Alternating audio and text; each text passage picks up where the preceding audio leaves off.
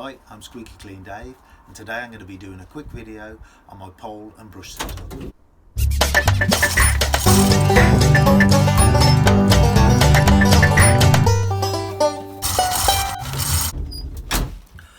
Starting with the brush, I'm using the Gardner 35cm ultimate brush for hot water.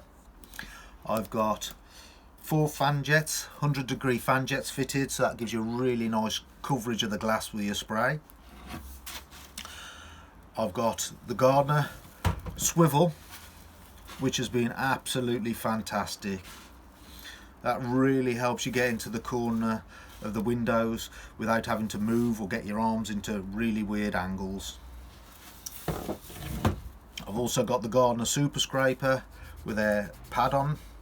I find a little bit of an elastic band around that just helps hold the pad into position. It's quite good for getting bird muck off, and I find that quite useful. If you haven't already seen it, watch my 5 steps to pole maintenance video where I show how I build these little shock absorbers in out of O-rings. What they do is when you drop the pole down, especially if you drop it down a bit quick, they just stop the clamps from banging together and loosening the joints off the pole. I'm also using the Houseless System from Exceed Innovations, which clips on to the bottom of the pole. This is all inside the pole. The Rectors Fitting is inside this sleeve, which protects the Rectors Fitting. I don't think I've changed this Rectors Fitting for about 18 months now. It's really good, it really saves them. The sleeve with the Rectors Fitting in pushes into the end of the pole and clips in. When you want to remove it, you just pull the hose, hold on to the sleeve, and off it pops.